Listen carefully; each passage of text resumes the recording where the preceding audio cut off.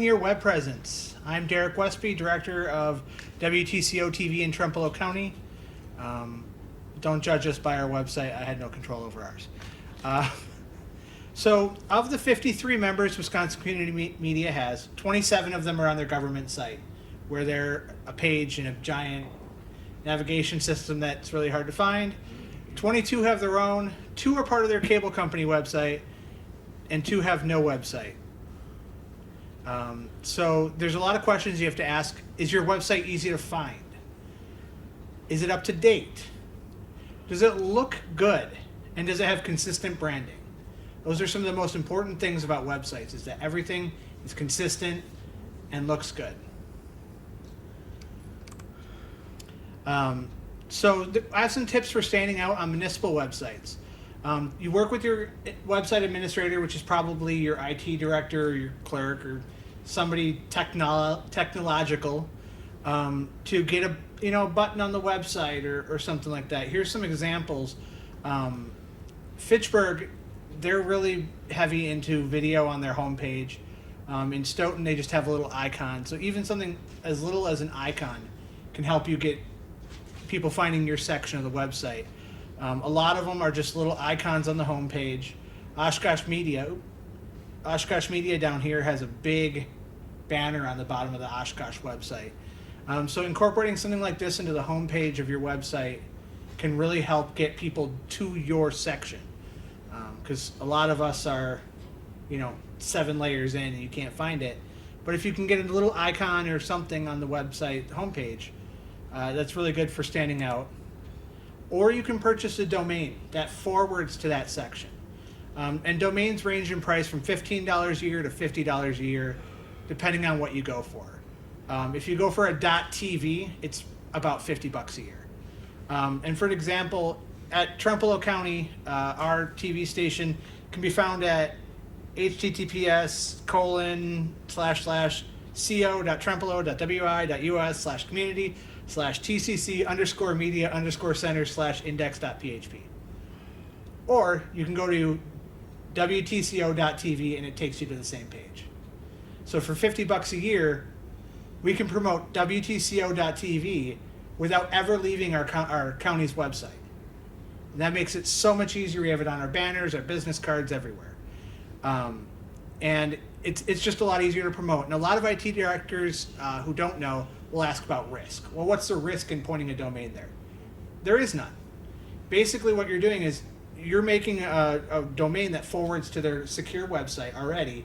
So when you go to it on your computer, the domain name server out in whatever state it's in will go, oh, that means this really long name. And that's a really easy way to get people to your website if you're stuck on a city, county, whatever website. So you're saying your website is on the county website, right? Yeah, because we're a county department. Yes, you're on the county website. Yep. But then clicking on there, so when they click on that, it doesn't go off the website. Nope. I'll show you. I'll click on it right now and bring this up and see it takes you right to the county website, right to our page on the county website. But otherwise, you'd have to go like under departments and all the way over here. You have to find it. Where if you just go to WTCO.tv, it will it'll take you to the same page. Have you asked about getting a button on the homepage? We do have a button on our page. We have a little live stream icon in the corner of every page that most people don't notice is there. And then also make sure you brand everything as best you can. A lot of county and city sites you can't change outside of your page, but if you keep the imagery inside of your page the same as like what you put on Facebook and YouTube, it helps to keep it consistent. Like here's ours. Our county website lets you put a background on the top, but if you didn't have the option to do that, you could put that on the top of your page content. But we have pretty much the same branding between the county website, the Facebook, YouTube. You keep it all looking consistent, then it all feels the same. Then there are a lot of people who want to build their own websites. And why do they want to build their own websites? You can do whatever you want with it. But there's a lot of questions you have to ask first. Like, is there a policy that doesn't allow you to? At Trempealeau County, we have a policy that everybody has the same website, whether they like it or not. So you have to work inside of that confine. There are additional costs to it. Some people say it's hard. It's not if you have the time to play with it. And so many people want to know, where do they start? Of the members that I looked at before, 8 use WordPress sites, 3 use Squarespace sites, 4 use HTML sites, so they're coded sites. 1 uses Google, 1 uses Tripod, 1 uses Castus, and 1 uses Cablecast. WCM as an organization uses Squarespace for their public site. So here's some examples of the various WordPress sites. I'm not a WordPress fan, but some people like it. Here's some examples of Squarespace sites. I'm a fan of Squarespace. Most of these I've either built or helped build. So you can do a whole lot of stuff with that.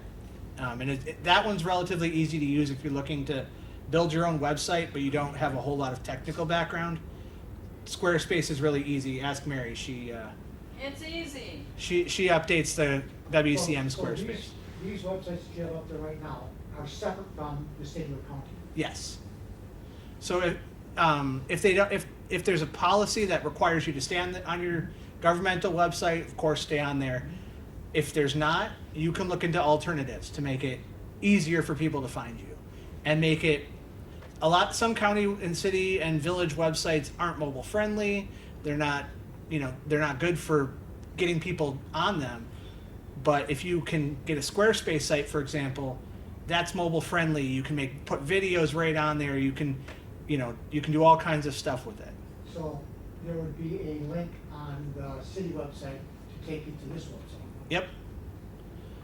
Like, for example, for the city of Stoughton, under their departments, there's a WSTO TV link, but it takes you to the separate site where everything is. Same for Rice Lake, same for Oregon, out of the ones that I've picked here. Some people use HTML websites. Looks like most of them were using Edit My Site to make updates. So there's just some examples of what people are using. So what's the difference? Well, it's all in how you put the website together. Personally, I like Squarespace. It's the easiest. You can have multiple people updating the site. You can give them different levels of permissions. If you are a one-person show, you can edit it from everywhere. If you have 3-4 people, they can all edit different sections, and you just coordinate with each other. So how do people pick? Well, talk to people. Talk to the people that have different websites, or a lot of cities and villages uses like GovOffice and Civic Plus and that kind of stuff. Figure out what people are doing inside of each platform and how they like it, and what they find hard. But what's the most important on your website? Keep it up to date. Because the worst thing is when you go to a website and you find, listed staff that went somewhere else 6 months ago. Then it's clearly not up to date. User friendly is important. 3 clicks or less. That's what they always say. They need to find their information in 3 clicks or less, or you lost them. And have consistent branding, which we talked about earlier. And they want features on the website. They want your schedule. If your schedule's not on there, they're not watching your channel then, because they can't find what's on. They want video content. They want live streams if you have one. And they want contact information. I don't know how many websites I've gone to that just has a contact form, but no phone number. Well, I don't want to fill out the form and wait 3 weeks for you to call me. I want to call you and get your information right away. And again, up to date. It's important. So here's some things that give away that your website's not up to date. Old channel numbers. Charter moved a lot of us around. Some people still call their channel Channel 12. They're Channel 990 something, but on their website it says 12. People that don't work there anymore. I actually saw a website that said a member of the Wisconsin Association of Peg Channels, which we changed to WCM, I don't know, a decade ago? Okay, a decade ago. So they haven't updated their homepage in at least 10 years.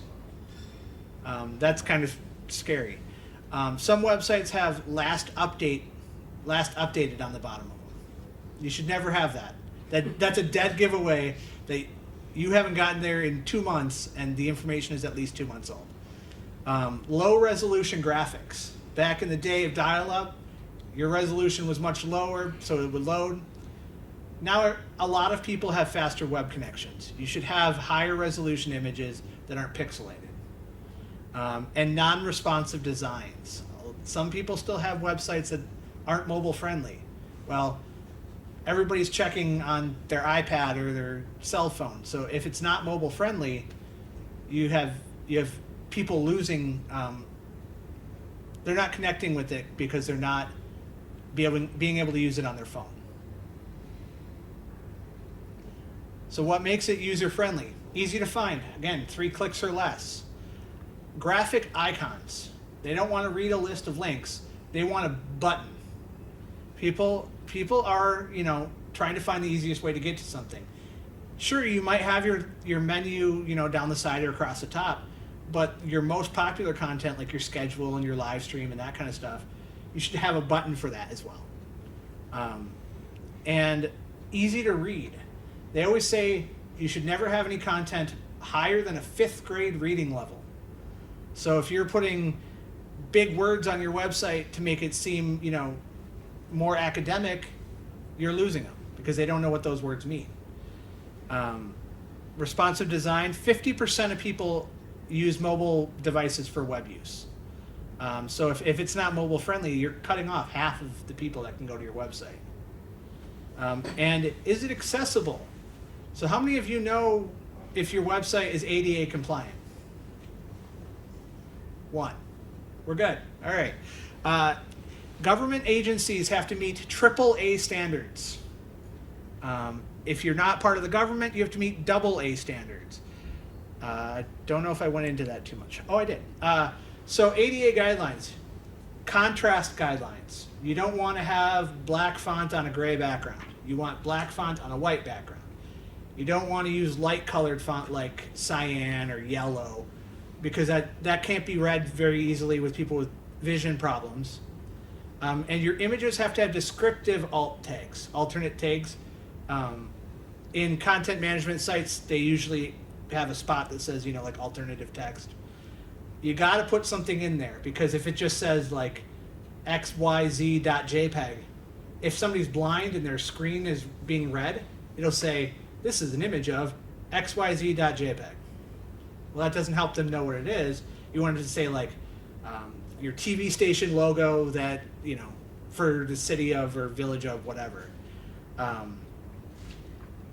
And is it laid out correctly for that screen reader to be able to read it? If you have columns and tables to move stuff around, well, it might read this piece, then this piece, this piece, this piece, this piece. So it might be very difficult for somebody with a screen reader to follow the content of your page. If it's all over the place, it's not ADA compliant. Do your videos have captions?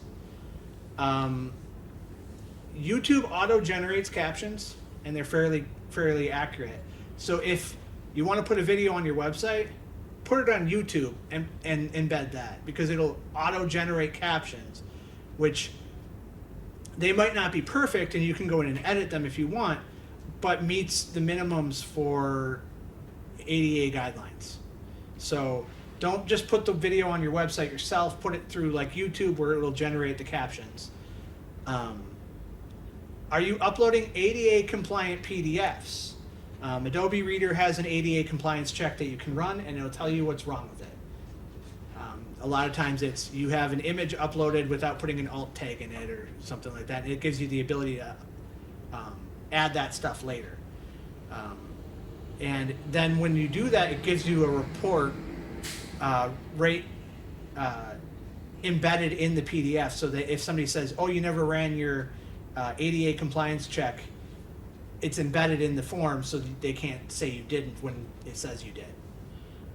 And there are a lot more of these. There's a ton of them about size of text, color of links, the way links are, all kinds of stuff. There's tons of ADA guidelines. Usually your city attorney will know. If not, they should. And then everybody wants your schedule. There's a lot of ways you can incorporate your broadcast schedule into your page.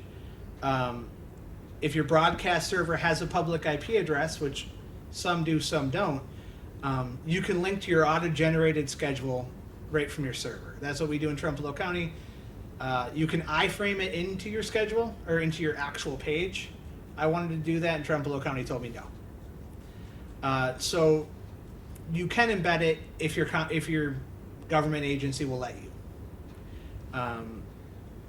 If it's not accessible to the public, you can download your schedule and upload it as a PDF. A lot of servers do that. You can download a program guide and then upload the PDF. You can create a public Google Sheet. I don't know if you guys have had much with Google products, but you can make a public Google Sheet where you paste your schedule into it, and then it just keeps updating, so you don't have to export a PDF all the time. Or you can manually enter it in your website, which some people still do. They manually put their website on every week, or schedule on every week. So what if you want to get a public IP address? Well, if you're on like a city or village or county network, you have to talk to your IT people. Usually they can do some port forwarding to make your server accessible to the public, and then you can have your auto-generated schedule. Those are great because you make one change and it's updated instantly. If you have your own internet provider, talk to them. A lot of internet service providers, they'll charge you more for a static IP address, but you can do it that way. That keeps your schedule always up to date. And now what about adding videos? Embed YouTube videos. In Stoughton, when I was there, we did it as a blog. We had a blog that we turned into a video on demand page. And every blog entry was just a video from YouTube, so it had all the captions and all of that.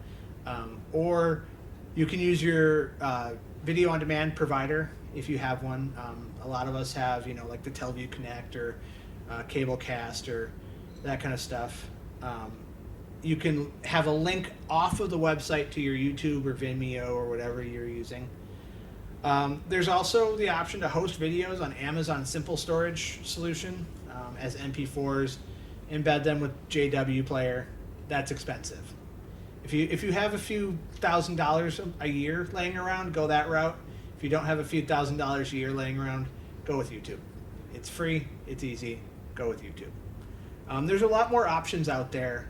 I know the city of Madison uses MediaSite, but that one's more expensive than anybody but the city of Madison can afford.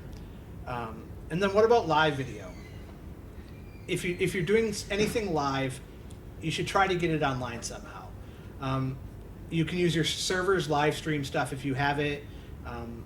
We use Teleview Connect in Trempealeau County. You can embed it sometimes in your website. Or you can, if you pre-set up YouTube video lives, you can embed those in your website too. That's what Oregon does, and people know if you want to find out if it's going to be live, go to their website and it's, the videos are there. Or you can hire somebody to host a streaming server and go through all these complicated processes. That's what we did in Stoughton. I would never do it again. But you can do it. The nice thing about that is you can control every aspect of your video. There's no ads. You can do full HD, all that stuff. It's more complicated, but you can do And then always use social media to promote your website. I'm sure everybody here has Facebook. And if you're posting, always include a link to your website, have an image, something like that, but link back to your website as much as possible. And it makes your website a lot easier to find. And if you put it on on your pages down the side, there's all the information about how to contact you. Make sure your website is in there, and make sure it's correct, because some people, when their cities, whatever, change their website, links change. So make sure you always keep your link up to date. I'm not going to get too much into social media. There's 2 workshops on that. If you want to go to social media stuff, go to the social media stuff. Promote your website at shoots and events. Banners, t-shirts, equipment labels, stickers, be visible. So like Oregon has shirts that have their logo on it, their website on the back. My shirt has my logo on it and it says media across the back in big letters. Have people know you're there. Because if they don't even know you're taping that football game or that basketball game, they're not going to know to go look for it. Or that they can stay home next time and watch it. At everything we do, we put up banners. We have 2 banners we put up everywhere with our website big on the bottom. You want them to be able to see it from across the field, whatever. You want people to go to your website, because that's where you can count how many people are viewing your programs if you're using YouTube and that kind of stuff. Because a lot of times they'll say, how many people are watching your channel? And if you don't have like a YouTube, you can say, I don't know. I know it goes out to this portion of the county or this portion of the city, but that's not good enough if you're trying to raise money. But if you have a YouTube channel and you say, well, our last football game got 2,000 views, well, now they know. That's a quantifiable number. And I always say, well, on YouTube we got this number, but we can't count the additional people that are there. You still give them the whole, there's more, we just can't count them, but we know it's at least this many. So the key takeaways, and we got through this really fast, is to keep it up to date, to make it easy to find, to promote it wherever you are, to make it responsive, and to have what your visitors want. Any questions, comments, thoughts? Anybody want me to bring up their website? I got a question. I'm interested in the closed captioning. That's something that we've been kind of trying to get a long time, especially on our video on demand site. I know you said YouTube's a great resource for auto-generating, but we're trying to drive more and more attention back to our video on demand site, because that's where people can watch most of our stuff live, so we want to keep our audience kind of there. I was just curious if there was any, I know one of our vendors is closed captioning, so you probably point them right there, but if any experience in trying to find a way to fund or generate closed captioning for your station to be able to afford that. Who's your server provider? Castus. You should ask them if they have a built-in. I think they have a built-in, and at least for us, I know it'd be additional costs, and that's something that we're kind of planning for, but I wasn't sure if there was, aside from sitting there and typing it out for each meeting. I know that with there's webcaptioner.com. Okay. But that's more real time. But you can download that file and attach it later. Sure. Instead of sitting there typing it out, you might have to go through and fix names and street names and that kind of stuff.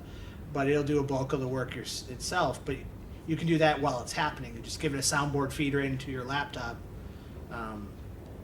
Let's see if I can make it do it.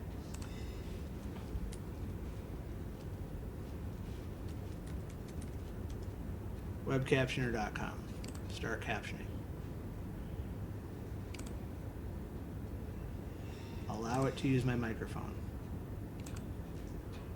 All right, so I'm talking, and now it's showing up on the screen. And then when I'm done, I can download this, and it has most of the words that I said. It's really good. All right. Yeah. So using something like this during the production as pulling in your closed captioning, and then downloading this and attaching it might be a good cheap solution, because this is free. Mm-hmm. Doesn't cost anything. It's webcaptioner.com. And it knows its own name. It's right there. And a lot of places also like Sun Prairie Media Center, they use webcaptioner.com and feed it back into their TriCaster, shrink it down in the corner, and it's open captioning where it's just always on the screen. That satisfies most ADA guidelines as well. That's more of a production side and less of a website thing, but it does work, and they've been using it for years. So that's, if you have a TriCaster, that's free. You just have to hook up a laptop and feed your soundboard in and feed a video out and crop it down. Crocodile. So it's not always great. It's fairly accurate, but crop it down says.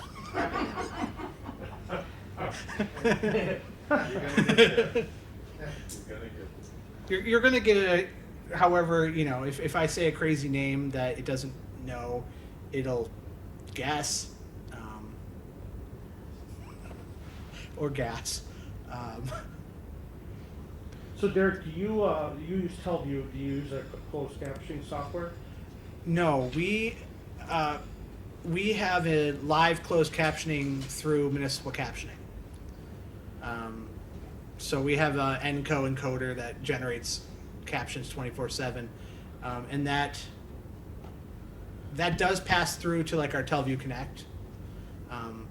But we got that before TelView had closed captioning. So was that something that was, even though you're saying it's ADA, we've all went through and heard to do it, to not do it? I know it gets off tangent, a little bit of a tangent here of our discussion, but not everybody's closed captioning at all. Yeah, if you were part of that study with the lawyer and you got a letter that says you're exempt from closed captioning, stay exempt from closed captioning. Because once you do it, even if you use like ARPA funds for it, you have to maintain that forever now because you no longer have the excuse that you can't afford it. So if you have the excuse you can't afford it, and you really can't afford it, and then you use ARPA money to buy it, they're saying, oh no, now you can afford it, and you have to maintain it forever. So if you're exempt, stay exempt. We actually brought it to council and did a resolution that, no, we can't afford it, so don't do it. And even with all this ARPA money out there, still don't do it.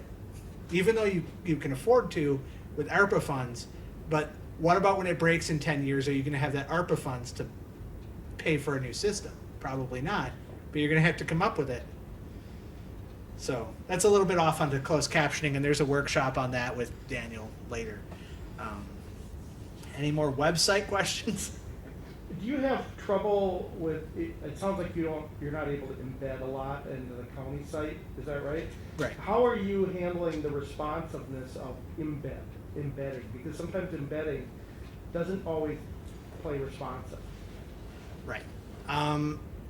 Embedding is tricky when you're trying to make it responsive, unless you do like a percentage for the width, but then sometimes it shrinks everything down really far and it's hard to navigate.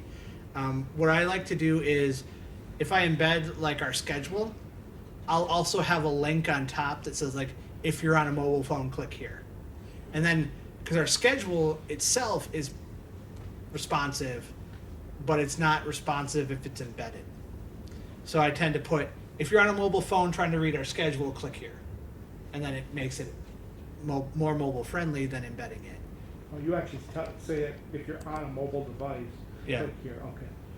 Yeah, because, I mean, anybody can click there and get to your schedule and that kind of stuff. But, yeah, I would always give them an option if it's embedded.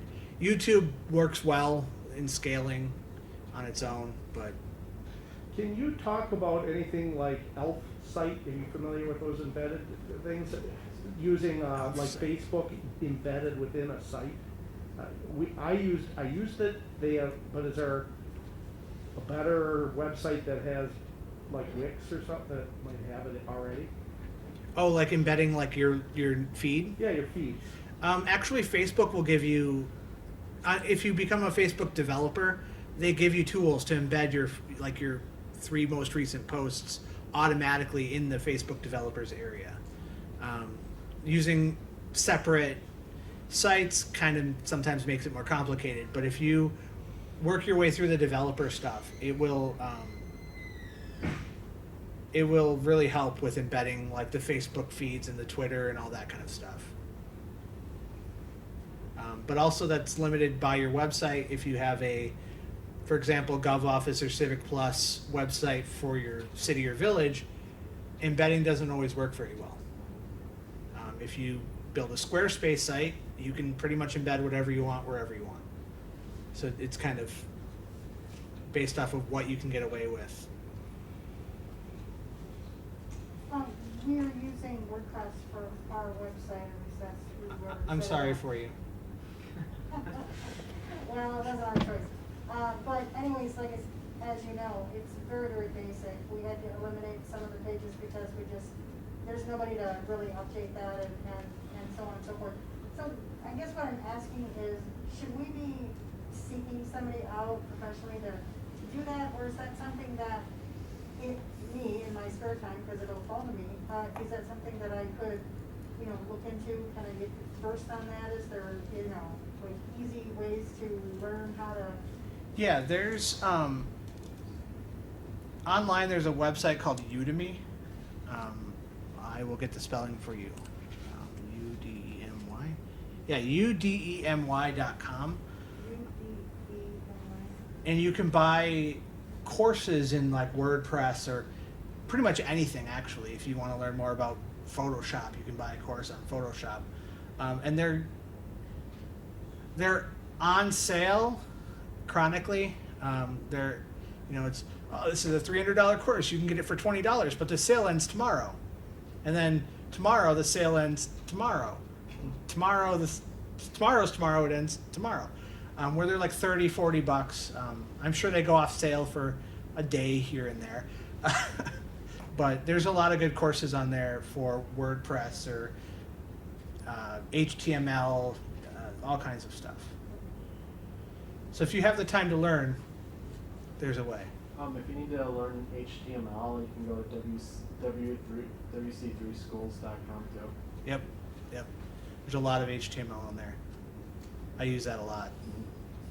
Because even when I'm building Squarespace sites, I'm still making custom code blocks to make it do what I want it to do. Does anybody want me to bring up their website? Anybody? Would you tell us how to better it? I already bettered yours. And go somewhere else? Yours is good. Yours is pretty good. Go ahead. Hey, when people speak, could they tell us where they're from, so we know what station you're? West Bend, John Elke. Oh, okay, John, good. Yeah. Anybody want me to bring up their website? You guys scared? Sure. Okay. West Bend? Yeah. West Bend. Wow, if I can type. So are you on your website? On Yes. here? All right, let's see. How do I find you? Does this work? What's this do? Did you guys make this video? Yep. Nice. And it's on YouTube. Very good. Yep. We're under the departments tab, or I think there's an icon down at the bottom of the page as well. Well, there's a. Nope. Sorry, that was just for our government videos. So under the departments tab. Okay. So clearly very easy to find. Departments. Communications. Okay. Not much for pictures on there, under here. Mhm. Did you get to pick this picture up here, or did that just... That's been our stamp photo for like 5 years, I want to say. Okay. Let's see, do you have consistent branding on your YouTube channel? Sure do. Sure do. Nice. What about on your Facebook page? It'll be a different one. Yeah, so this, I would recommend that this be the same picture, because then they all look the same. Sure. That is a neat picture, though. Yeah. Don't you recommend like changing it up just to keep it fresh? Yeah, change the picture, but change it on all of them. Okay. If you're going to change it on one, change it on YouTube and Twitter and Facebook and everything. So yeah, if you change it up as much as you want, but keep them all the same. I got a question, Tom Lopes, City of Marshfield. John, you know, you have like, we do as well, your communications department. Mm-hmm. But how is anybody finding the access? So- You're not gonna go to access, Sure. anybody's never gonna find it. Yeah. That's looking for public access. Yeah. So what do you do about that? So what we do with any of we use our social media to kind of put out any of our access that we have. So direct, we use that as our main communication. So if there's anything that we have that we're broadcasting out, we send out our video on demand page, which is on the left-hand side for available resources. So we send that direct link out to anybody. But that's how we use our large part of communication is through our social media channels. See, What about the hunt and peck people that are just looking for, Sure. Oh. You gotta dig a little you bit. gotta dig, okay. Yeah. yeah, I would like. What I would recommend, I mean, even though you have it pop out here, is have communications/TV. Sure. It was that it got changed to just strictly communications. It used to be just TV, and then there was a rebranding of our department to change it to strictly communications. So we used to be just strictly community TV, but we changed quite a bit in the last little bit.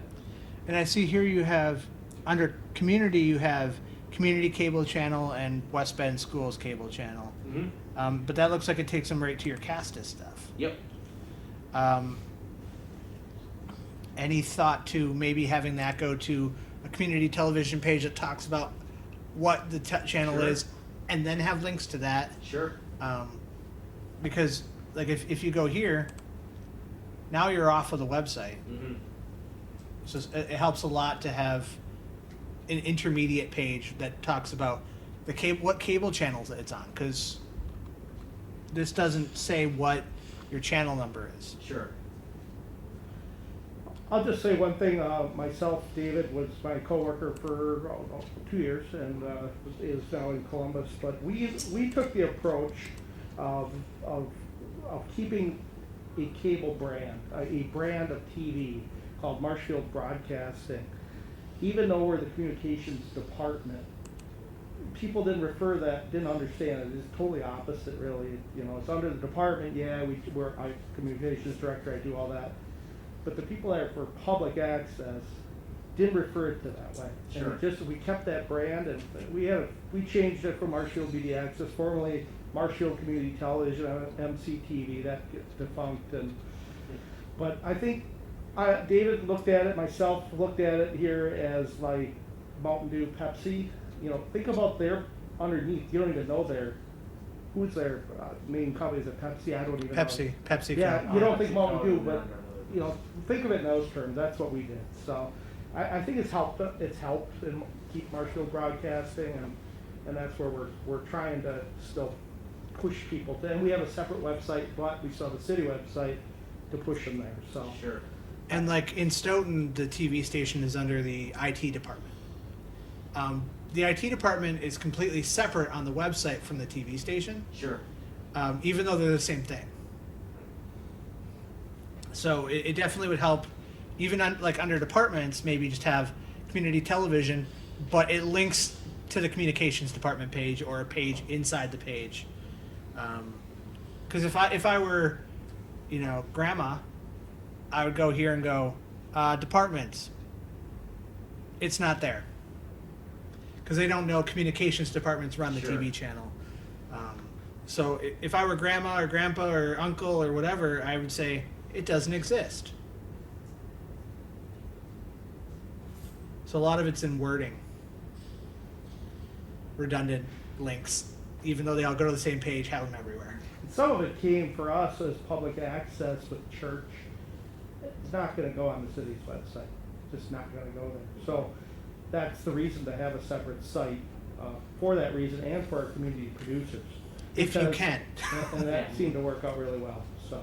And it's just a simple Weebly, but more work to manage, but I still like your site, and there's nothing wrong with it, I think it's great. It's all right. I mean, we got a new site just a few years ago, and we got kind of really restrained as far as how much we could really edit to it. You know, there was only so much that you could really do. Yep. Yeah, see here on Marshfield's site, under community, there's public access TV. They're the communications department, but Yeah, that, uh-oh. that's not good. Your certificate expired 92 days ago, Yeah. just so you know. Um, and you also have some issues in there. But But Don't mind me, don't mind the woman. so it's nice here on the Marshfield site that community is it even under services? No, it should be under services too. But like, see, here's their communications, but you wouldn't necessarily know that. But you might go under community and see public access TV. Sure. Any other questions, or anybody want me to bring up their site? You can bring up mine. I'm Colin from Sun Prairie Media Center. Sun Prairie Media Center, yes. And yours is a WordPress. Yeah. Why Yeah. don't you like WordPress as opposed to, I mean, is it just because of the difficulty? It's more of a pain. There's so much easier options out there like Squarespace where it's easier to customize, it's easier to update. With WordPress, you have to know WordPress specific modules and codes. And, I'm not a fan of it. I'm sure Sun Prairie Media Center likes theirs. They've had it for a long time, so somebody there is probably pretty well versed in it. I like how it's easy to find the stuff that you're looking for on here. In Sun Prairie, they divide up, their TV stations and their radio into 3 subdivisions, I guess you'd call it, and they have those easy to find. All of the stuff they want is right at your fingertips. Of course, this is a separate site; it's not on a government site, so you can do that. But you can still kind of divide up into your categories or whatever on a city site as sub pages of your main page. But this definitely shows you like the benefit of your separate site. I'll show you a Squarespace site. Here's OCA Media in Oregon. It's a Squarespace site, really easy to find what you're looking for right across the top. They've got their Facebook feed right there on their homepage. They've got pictures. They've got a little bit about what the station is and then a whole bunch of links. You don't want to clutter up too much. You don't want to have everything on your homepage, but you still want it 3 clicks or less, which if you were coming here to say, what channel is this on? Well, it's on the homepage. But then there's also the schedule right beneath it. If you wanted to watch it, you see the word watch. What do you want to watch? Live events, see their program guide, video on demand, YouTube. Oh, I want to see their live events. What do they got on here? So that live event had already happened. Well, let's see, what's this? This one hasn't happened yet. That live, Because this one's like what, Monday? Village Board? Monday board meeting, the one above will happen tonight at 7. Oh, yeah. So if you click play, it says, hey, come back in 4 hours. But now everybody in Oregon knows if you're looking for a live video and you don't know where to find it on YouTube, you go to this page. And on this page, there it is. Really easy to find. Makes it, and looks like they're out quite a ways on here, so you can go and say, wonder if they're going to do the library board meeting on the 10th. It's already on there. So, and that's free. You can do that through YouTube for free. Other stations that don't do straight to YouTube, but they have their schedule on there, if you're scheduled out far enough, they'll know it'll be on anyways. But a lot of it is making sure your information is up to date and out there. And easy to find, 3 clicks or less. How much time do I have left? Quarter Like to 5 3. minutes. All right. We have 5 more minutes. Any more questions or anything? You can do my site. Your site? Scott from Sheboygan. You worked for Randy this morning, so. It's the wrong platform, but Well, this is your website, right? Yeah. Yeah. So see here, again, a separate site. Everything's easy to find across the top. I like that. There's pictures. There's Facebook feed. The video on demand is embedded. And you use Telview. So Yeah. with like Telview, your schedule is, Yeah, it's been not good. But if you click the schedule thing at the top, that works.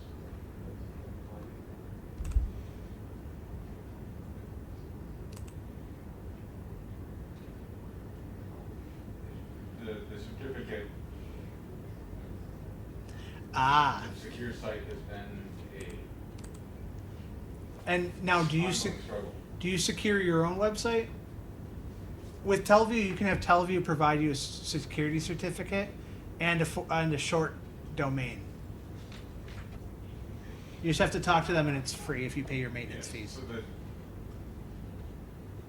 And that will fix the we're embedding also issue. part of the city IT department in the cable organization, so the city manages their own security certificates. Okay, because with Telview, they'll do your server for free for you.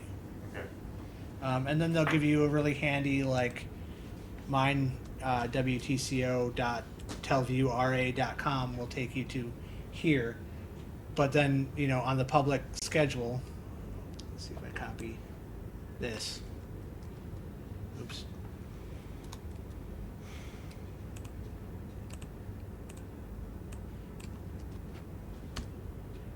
There's my schedule. But it's secure through Telview. So that would probably fix your problem if you just sent them a technical support ticket. As long as you pay your maintenance, they'll keep that up to date. So that's not embedded, that's right from the broadcast player? This one right here is.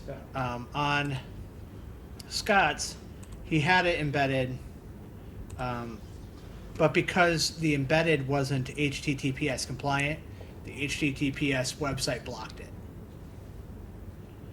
But I bet you if I get rid of the S, it won't let me go to a non-secure version. Okay. So yeah, to fix that, you just contact Telview. They can do it for you. Cause I know on the WSTO website it's secure. Not live. Schedule. There's an embedded Telview schedule. I think all server providers you can embed your schedule. yes. Yeah. So, any questions?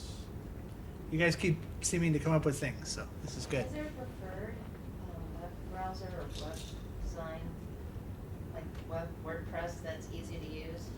I like Squarespace. That's what we use at WCM, and that's pretty easy to update. It's pretty easy. It's template based, but the templates are very customizable. So once you pick a template, you can change all the colors, you can change all the pictures.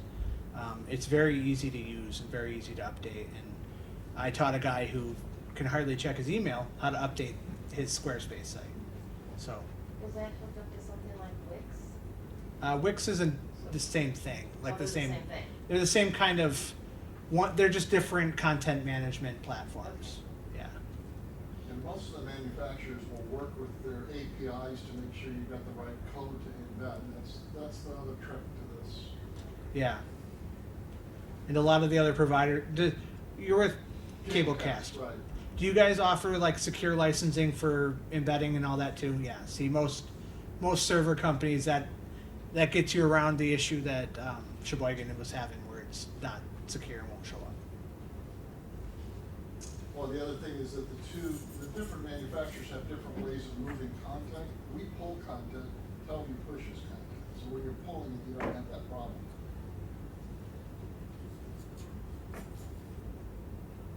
All right, we've got 1 minute. Anybody else?